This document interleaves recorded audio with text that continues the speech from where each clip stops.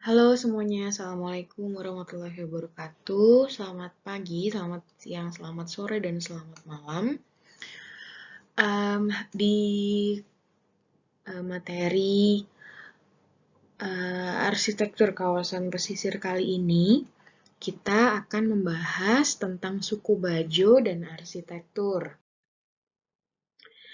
Suku Bajau atau yang biasa kita kenal dengan Bajo merupakan suku yang bertempat tinggal di wilayah pesisir dan perairan. Bersifat nomaden yang berarti mereka ini sering berpindah tempat tinggal seperti itu. Konon, suku Bajo berasal dari Laut Cina Selatan. Versi lain menyebutkan nenek moyang mereka berasal dari Johor, Malaysia.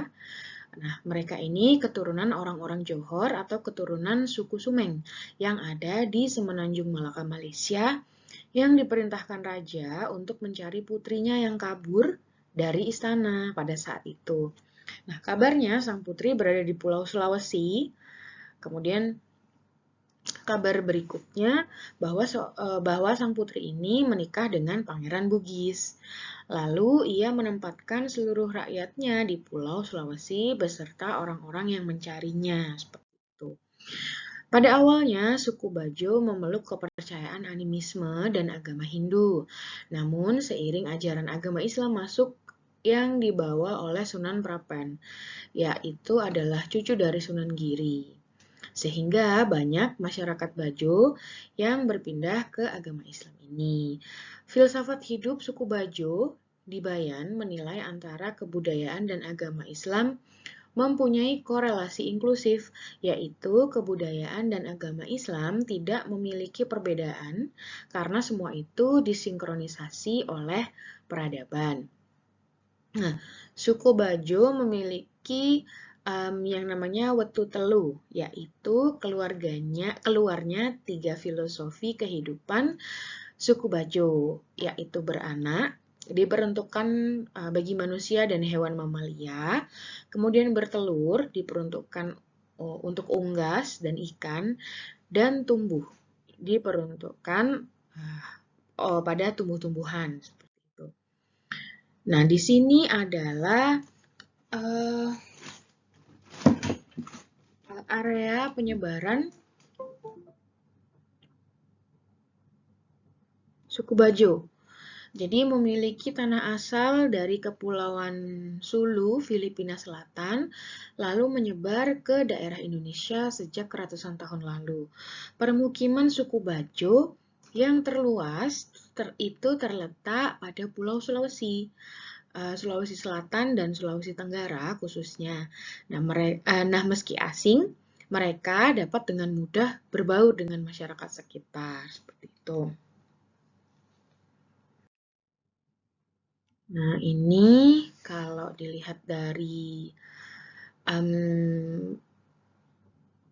maps gitu ya, lokasi permukiman suku Bajo yang dikaji terdapat pada Pulau Kaledupa, Pulau Wakatobi, Sulawesi Tenggara, dengan koordinat seperti yang telah ditampilkan. Nah, ini merupakan salah satu lokasi permukiman tetap suku Bajo sejak abad ke-16. Nah, jumlah penduduk suku Bajo di Kepulauan Wakatobi mencapai 12.000 jiwa yang tersebar di beberapa kampung. Nah, Bajo Wakatobi ini yang ada di bagian yang berwarna kuning itu ya, yang di bawah. Seperti itu. Oke. Lokasi permukiman suku Bajo ini terletak pada kawasan pesisir Pulau Kaledupa, yang dimana cenderung menjauhi daratan pulau.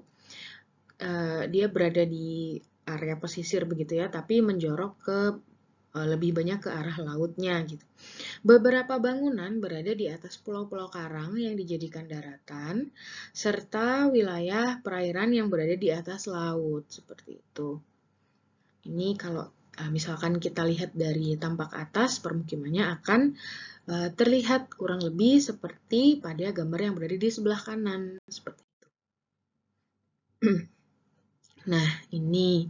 Adapun arsitektur rumah bajo dirancang berdasarkan budaya apa bolang yang memiliki prinsip-prinsip yaitu ulu kepala, watang badan, aye atau kaki gitu.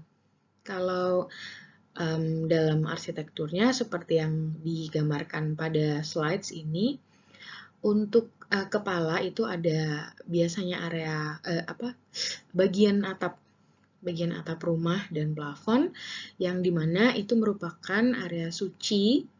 Kemudian untuk badan itu area penghidupan, di mana pada bagian badan ini adalah ruangan yang sering digunakan oleh manusia untuk beraktivitas dan hidup. Kemudian bagian kaki ini adalah kotor kalau untuk pembagian bentuk arsitekturnya seperti itu. Bagian badan rumah sebagai penghidupan sejati yang harus dilindungi sehingga ditempatkan di tengah. Nah, poci bola atau pusar rumah sebagai tempat berkumpul keluarga dan upacara adat. Jadi poci bola ini kalau kita kalau dikonversikan seperti itu dengan denah interior, nah ini adalah ruang keluarganya gitu ya. Jadi tempat di mana semua anggota keluarga berkumpul seperti itu. Ada dapureng atau dapur, kemudian ada kamar-kamar juga di sebelah kanan dan kiri, kemudian ada pembagian layoutnya ada pasilo atau teras. Masalah demografi, ini masyarakat suku Bajo itu telah menempati wilayah pesisir sejak lama dan hidup dengan budaya dan kearifan yang dimiliki. Masyarakat Bajo di wilayah ini hidup dalam satu suku mereka dan menempati wilayah yang sedikit terpisah dengan suku lain. Meskipun mereka secara administrasi pemerintahan dalam satu kesatuan dengan penduduk asli masyarakat, tetapi lokasi mereka tinggal itu sedikit terpisah dengan suku-suku lain seperti itu. Kalau dilihat dari gambar yang ada di sebelah kiri itu bagian area pemukiman lokal itu adalah yang di bagian kawasan bawah itu ada gambar rumah kalau dilihat dari tampak atas, sedangkan yang pemukiman suku Bajo itu ada di Bajo Wakatobi yang bagian atasnya. Tuh. Permukiman suku Bajo terdiri atas penduduk yang bersifat nomaden, yang artinya penduduk ini sering berpindah tempat tinggal dari pesisir ke pesisir lain. Sifat nomaden tersebut membuat masyarakat suku Bajo mudah beradaptasi dengan alam yang ditinggali. Tercermin dari sistem konstruksi dan material yang cenderung mudah dalam pembuatan dan memanfaatkan material di lingkungan sekitar. Nah, ini kalau teman-teman mempelajari arsitektur vernakuler, ini merupakan salah satu contohnya seperti itu. Jadi material yang digunakan untuk membangun huniannya ini berasal dari material yang berada di kawasan di dekat dengan lokasi dan juga merupakan material yang berasal dari alam seperti itu. Oke. Pada mulanya, suku Bajo bertempat tinggal di atas perahu atau sampan dan didekatkan agar menjaga kestabilan. Jadi mereka pada zaman dahulu awalnya itu mereka tinggal di perahu atau sampan gitu ya. Mereka mulai mendirikan rumah tinggal di atas permukaan air laut dengan mengikat tiang-tiang secara tidak permanen untuk mempermudah terjadinya mobilisasi ke tempat tinggal yang baru. Jadi kalau misalkan mereka pindah itu mudah seperti itu. Sampan yang ditinggali oleh suku Bajo pada zaman dahulunya itu seperti yang terlihat pada gambar. yang atas itu ya teman-teman, bisa dilihat sampannya bentuknya seperti sampan pada umumnya, cuman bagian atas itu ada semacam naungan, sehingga pada saat hujan mereka tidak langsung terkena tampias hujan maupun panas terik matahari seperti itu. Terdapat 4 unsur penting dari rumah bajo, yaitu tiang, atap, dinding, dan lantai. Yang seperti dijelaskan beberapa part tersebut di ilustrasi gambar ini. Kalau yang bagian bawah itu adalah foto dokumentasi dari rumah suku Bajo yang ada di Sulawesi atau Wakatobi tadi ya. Gitu. Kemudian ini struktur utama dari rumah suku Bajo ini berupa kayu berjenis posi-posi yang merupakan kayu lokal. Sistem sambungan berupa takikan kayu yang dipaku pada bagian bawah rumah. Jadi seperti yang kita lihat di gambarnya itu, tiang yang kecil untuk menyangga lantai rumah kurang lebih 1 meter dari 1,5 atau 1,5 meter.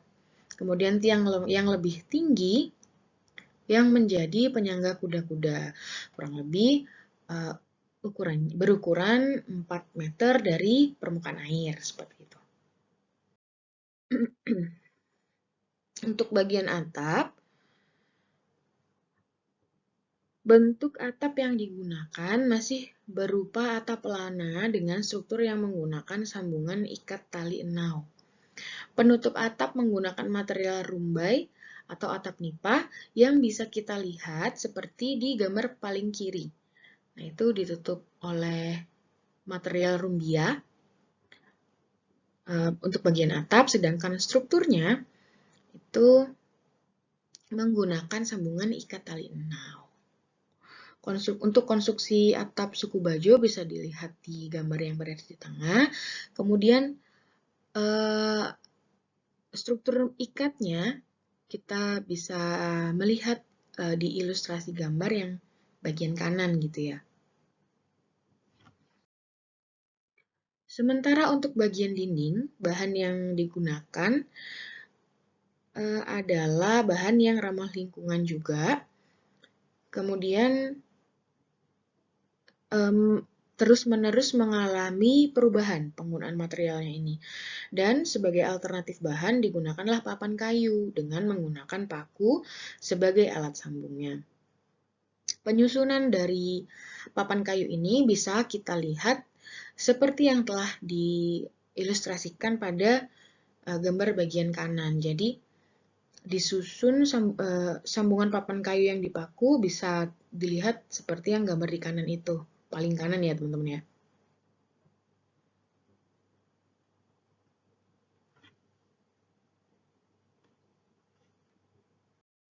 Oke. Selanjutnya adalah lantai. Nah, untuk lantai ini tidak memiliki pola khusus, memiliki struktur yang terdiri atas batang kayu nibong utuh sebagai penyangga atau balok lantai. Oke. Nah, kesimpulannya, suku Bajo memiliki keunikan tersendiri dibandingkan dengan suku-suku etnik di Indonesia. Meskipun cenderung memiliki latar belakang yang kontras dari suku-suku lain di Indonesia, suku ini cukup mudah untuk beradaptasi dengan kondisi geografis dan budaya setempat karena memang mereka sering berpindah-pindah sehingga mereka mudah beradaptasi itu tadi. Pendirian yang kuat akan tradisi dan ilmu yang dimiliki membuat mereka dapat bertahan di lingkungan alam untuk waktu yang cukup lama. Kira-kira sekian materi yang dapat saya sampaikan di kesempatan kali ini. Apabila teman-teman ingin memberikan tambahan dan menanyakan sesuatu pertanyaan yang misalkan belum jelas, bisa teman-teman tulis di dalam kolom komentar. Semoga materi ini bisa dimanfaatkan sebagaimana mestinya. Sekian saya rasa yang dapat saya sampaikan. Saya akhiri dan terima kasih sudah menonton video ini. Wassalamualaikum warahmatullahi wabarakatuh.